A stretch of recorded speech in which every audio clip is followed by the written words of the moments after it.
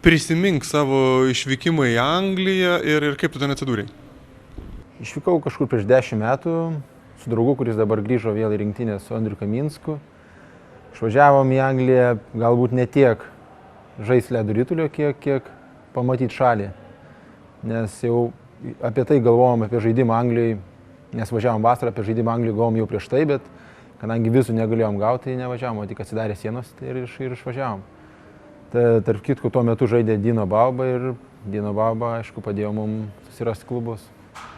Taip ir prasidėjo viskas nuo to. Anglijoje pirmus metus išvažiavau per Dainių Baubą į Edinburgh Capitals. Jis čia buvo atvažiavęs žaisti už rinktinę. Ir vasarą kažkaip susiskambinom ir pasiūlė man atvykti tenai. Nuvažiavau tenai ir taip ir prasidėjo mano karjera Anglijoje.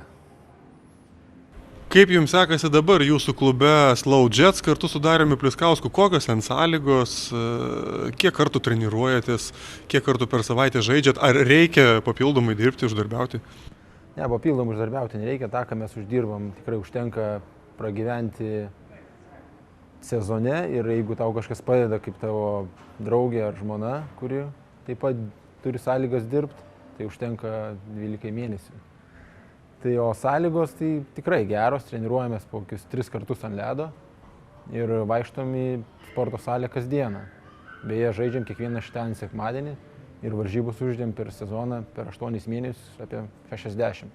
Tai krūviai tikrai didžiuliai ir šį sezonas parodė, kad jau metai mano vis didėja ir karts nuo karto pastebi, kad jau sunku, bet dar ištversiu, dar žaisiu, bet tikrai krūviai užtenka. Ir kitko, ir legionieriaus duona, kaip žinot, visą laiką yra sunkesnė. Nu, taip, viskas daroma tai, kad tik tai žaistum. Jokių problemų neturim, viskas labai gerai, iš tikro. Duoda mašiną, duoda namą gyventi, nu, vakarietiškas lygis. Viskas labai gerai ir puikiai. Ar jūs su Dariumi klube esate vieni iš lyderių, ar? Taip, komandoje turim tik tai 4 legionierius. Ir 3 legionieriai gali žaisti vienu metu aikštėje, tai viskas griūna ant mūsų pečių. Tai komandos pralošimas, tai pirmiausia klausimai iš mūsų, kodėl taip įvyko. Tai visada atsakomybė didžiausia ant mūsų 4. Taip, kad turim traut komandą kiekvieną dieną. Mums išeiginių šeštadienį, sekmadienį nėra varžybose. Turim rodyti geriausius rezultatus. Ačiū Dievui, aplenkė traumos ir tikrai sekasi neblogai, nes yra komandai tikrai gerų anglų, kur žaidžiam vienam penkete ir tikrai jie padeda ir labai malonu su jais žaisti. Netgi žaidžiam su Mindaugu kartu vienam penkete, tai labai gerai viskas tenai, tikrai. Lietuvos rinktinės reikalų pastaruoju metu pasigirdo balsų, kad tie, kurie negrįžta, jie liktai nenori važiuoti. Jūsgi visuomet važiuojat, jūsgi mielai atsiliepėte į kvietimą žaisti Lietuvos rinktinėje. Kodėl? Jūsgi irgi turbūt galėtumėte sakyti, oi, ten reikalai, ten klubas, rungtynės ir taip toliau. Kiekvienas galbūt supranta tai kitaip, bet aš suprantu, kad man Lietuva ir federacija suteikė galimybę išmok žaisti ledo ritulį ir už tai aš jiems dėkoju ir man kai duoklė atvažiuoti už Lietuvą ir tai, ką išmokau, savaitę atiduoti savo visas jėgas.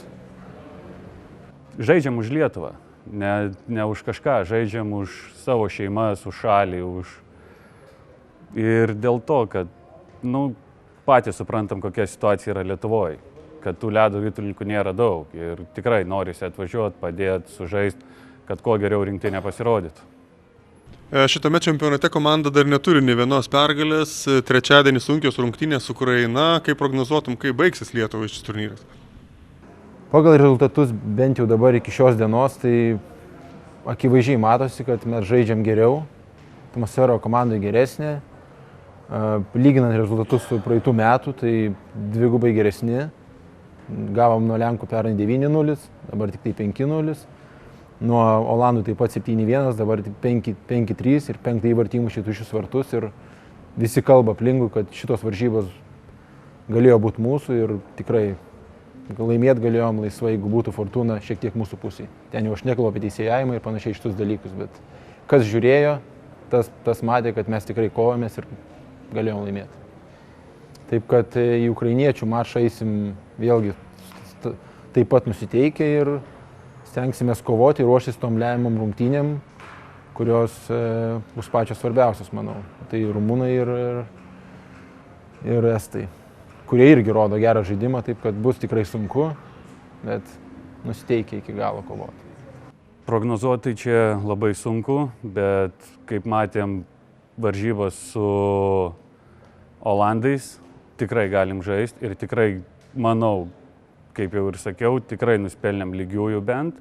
Ir jeigu bent tokio lygio rodysim ledo ritulį, manau, galim žaisti ir su tą pačią Ukrainą, nors jinai yra žymiai stipresnė, bet žinot, visko gali atsitikti ir tikrai, o su tom dviem komandom paprasčiausiai turim išeiti ir žaisti nuo pirmos iki paskutinės minutės. O ten jau, žinot, čia nenuspėjamas sportas ir jau kai bus, tai bus. Bet tikiuosi, kad tikrai viskas bus tvarkoj.